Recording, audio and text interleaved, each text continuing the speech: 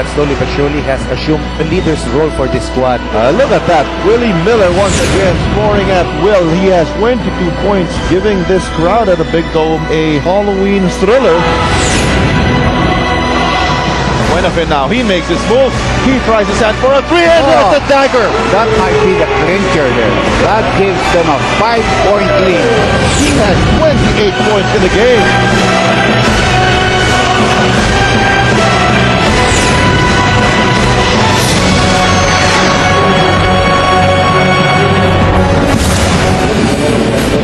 In tonight's PBA Friday, an up-and-coming team led by Ronjay Buenafe against the Kings on the rise, led by Willie Miller. It's Ginebra versus Air21. Live from the Big Dome, Miko Alili kasama El Decano, Senyor Quinito Henson. And Quinito just wants to make sure we're covering a basketball game. Ayan, kailangan ipakita natin na it's a basketball tie for a basketball game. And the players can walk all over me because I'm wearing shorts. Wag naman. Hindi tayo papayag. Hindi ako papayag. Ganun, no? Oh, I know you're always my biggest fan. Yes, of course. And I'm also the biggest fan of the Dean's List. Hindi na namin kayo papahintayin. Our Dean's List for tonight. Let's start with Ginebra's Dean's List for this ball game. Well, for Ginebra, ang record nila is 4-2, slightly ahead in the standings over Air21. 4 in a row, that's a big question mark. They are coming off 3 straight wins, and their average winning margin in those 3 wins, Miko, 16 points. They've been blowing out teams. Important for them to extend their defense. Alam po natin, Air21, very strong from the outside. They're number 2 in the league in 3-point shooting. You've got Ronjay Buenafe, who hit 48% of his 3-point shots last time out when Air21 beat Powerade. But Ginebra is number 1 in least field goal percentage allowed. So that's something has to give. Number 2, they need to locate the open man. Alam po natin, Ginebra very strong with them moving the ball around. They're number 3 in assists in the league, and they need to be tough under the boards. Pinoy Baclao is averaging 3.2 offensive rebounds a game. He's a terror inside the paint because of his intimidating presence. I think it's important for Ginebra to make sure that they're tough underneath those boards because they can be steamrolled by the bigs of Air21. Ito naman ang Dean's List para sa Air21 Express. What ang maganda dito sa Air21 is that with Coach Yengiao holding the baton, they are starting to discover chemistry. A lot of new players in this team, Urbistondo, Baba Haluseni, Binoy Baclao. Important for them to get their usual production from the bench. Last time out, when Air21 beat Powerade, can you believe, Miko? 71 points coming from the bench out of 102 points. Second, they need to pound it inside. This team likes to go to the line. They're number 2 in the league in free throw percentage, and he never has a tendency to give up a lot of fouls, put their opponents on the line. I think Coach Yengiao must have that in mind. Pound it inside, go to the line for those extra points. Finally, stay glued. We know that Air21 is number 1 in the league in terms of forcing turnovers on their opponents. They're forcing 20.2 turnovers on their opponents every game. And for Ginebra, they've got to be careful. Air21 likes to force, likes to create those turnovers. They like to play the pressure type of defense. And forward number 15, Wesley Gonzalez. And also at forward number 48, J.R. Here goes to the Air21 Express, our referees in the ball game are... Here are your primary protagonists. For Ginebra, it's Tubin, Helterbrand, Miller, Hatfield, and Enrico Villanueva.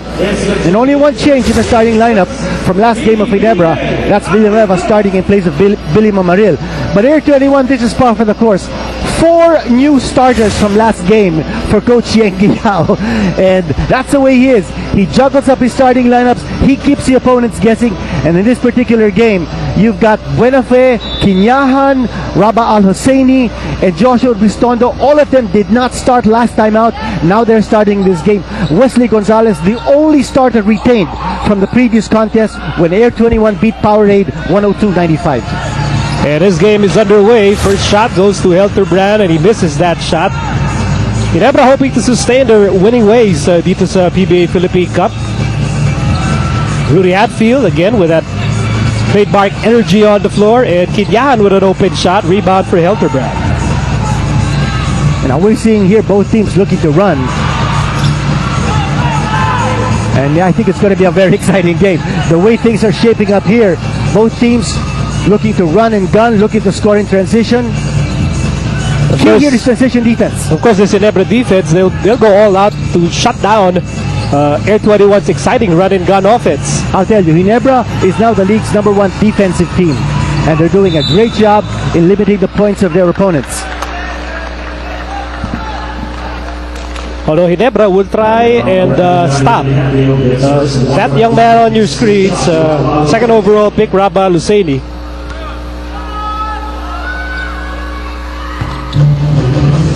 You know what makes Ginebra such a special team defensively now is that not only are they limiting their opponents to 74 points a game, but they're also limiting their opponents to 35% field goal shooting.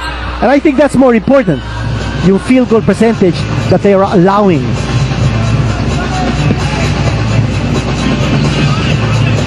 Villanueva on the left side.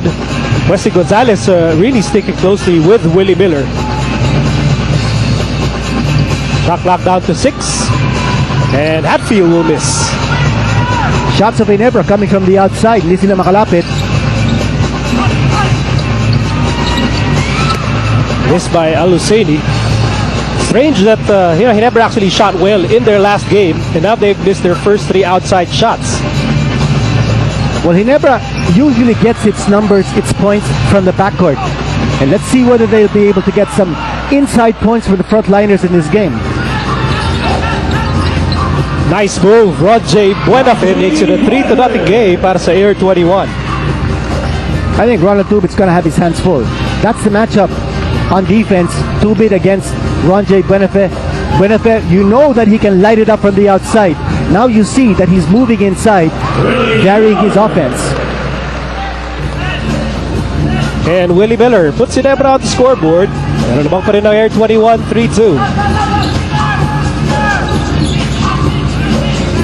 Wesley Gonzalez having a great tournament so far para sa Air 21. Buenafe. Nice swipe by Miller. Helterbrand inside, Hatfield. That's just a better goal from Rudy Hatfield.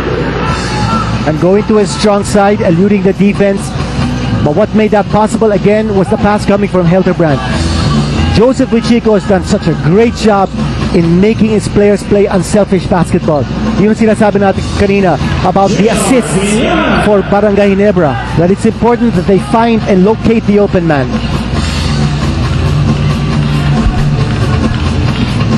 Villanueva getting the opportunity to start tonight. Normally comes off the bench para sa Ginebra. Spins.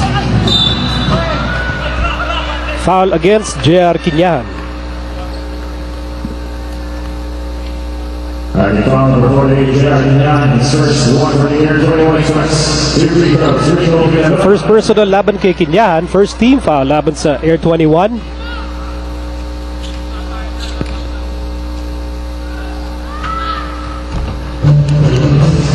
First free throw is good for Rico Villanueva, the raging bull, although we haven't seen him rage, show his rage lately. But we're still bullish about him. By the way, kanina, nakita ko sa dugout, no, si Yancy De Ocampo was suited up. He hasn't played in the last 3 games. And I asked him if he was going to play. You know, I got a very strange answer. He was nodding and then he was hesitating. So, I don't know. Ang tawag doon, non-committal. Tawag doon. I think they're keeping it a secret.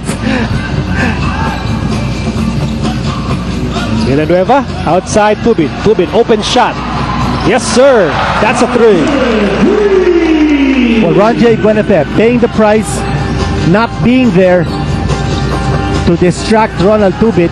And that's going to happen all night long. If you give Tubit that opening, he's going to stroke it from the outside. Here's Helterbrand with the steal. And a foul by Josh Urbistondo. Nice interception by J.J. Helterbrand.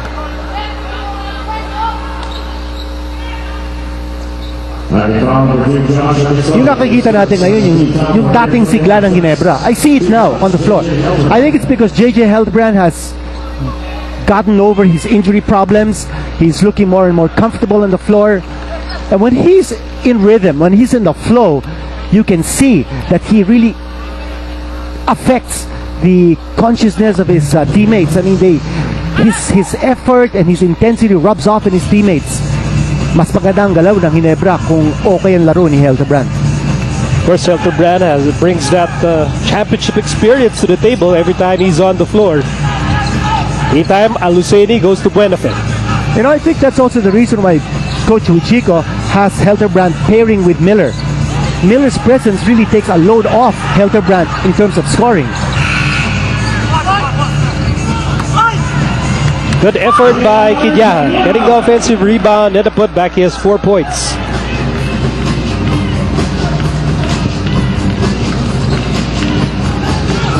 Hildebrand bounce pass Hatfield. Off the glass, no go. Wild shot. Urbistondo steps on the gas. Gonzalez on the right wing, and Gonzalez goes all the way for 2. Wesley Gonzalez. And Urbistondo with a beautiful assist. You know, this player was undrafted, but he has certainly proved himself in the league. Here's Urbistondo. Undrafted but no longer unnoticed. Oh yeah. And a nice pass para kay Kinyahan. Kinyahan now with 6 points. At labang na uli ang Air21, 11-10. As we enter this timeout, as we near the halfway mark of the opening quarter. It's Ginebra versus Air21 PBA Friday here on Solar TV.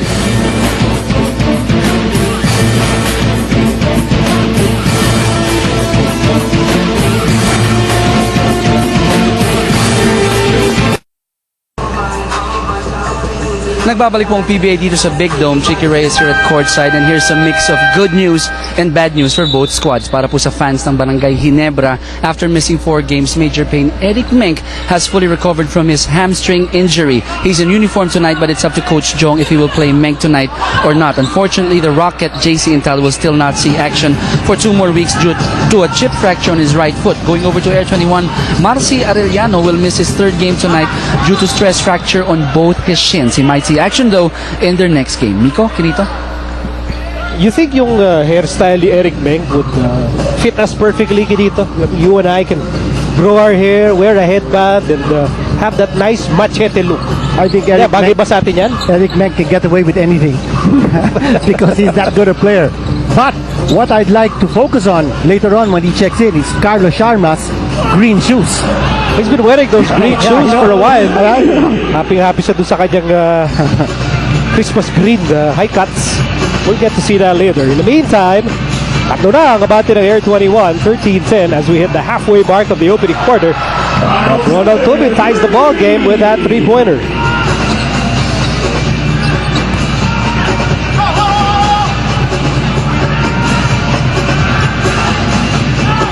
Close ball game so far here in the opening period. Hildebrand, Villanueva, drop pass, Hatfield. You know, good to see that Ginebra is varying its offense, not just relying on the backcourt men to get the shots. Now, you know, here's the matchup that we want to key on. Kinyahan versus Hatfield. And Kinyahan has range. What he wants to do is to move Hatfield away from the area where he can get the possible defensive rebound. Hildebrand steps on the brakes. Here's Tubin. Tubin just hit an outside shot. Tubin spins outside Hildebrand. Hildebrand for 3. Too strong. Rebound Kinyahan. No second chance attempts for Barangay Ginebra. When they're throwing up those outside shots, there's got to be someone there trying to make sure that they have position for a second chance opportunity. Well, Josh Urbistondo trying to challenge the defense of JJ Hildebrand.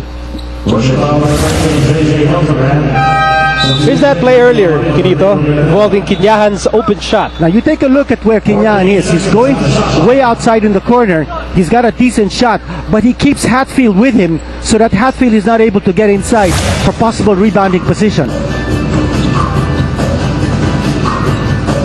Air21 down by 2, and Laba Luceni misses the jumper. But there is Kinyahan.